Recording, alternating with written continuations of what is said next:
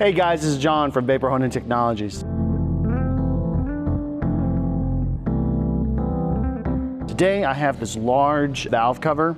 As you can see, this was previously dry blasted. So our customer used dry blasting to clean this part, and you can tell that it's really rough, extremely rough. So what we're gonna do today is that we're gonna put it into one of our dry blasting units that has glass bead, and we're gonna polish it up and smooth it out. So without further ado, let's get started.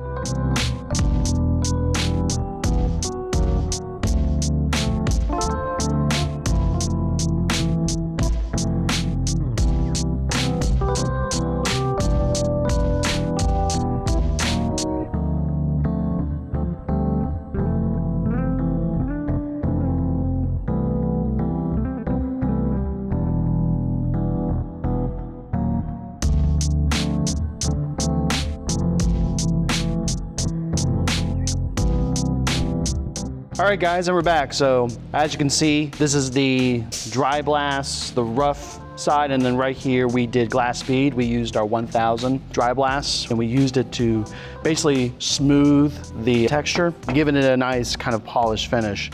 Like I said, it did a fantastic job. That's why it's really important to choose the right abrasive in any sandblasting unit. Now, we don't really know what kind of abrasive. Obviously, it has to be an aggressive media, maybe a crushed glass or an aluminum oxide, but it's really important to choose the right abrasive for these sandblasting units, not necessarily wet blasting, but really important for sandblasting. Now, if you want a really good video about the comparison between sandblast and wet blast polishing, Ryan's gonna have an excellent video next time. If you guys have any more questions about dry blasting or vapor honing or any things that we sell or we do, you can call us at 828-202-5563.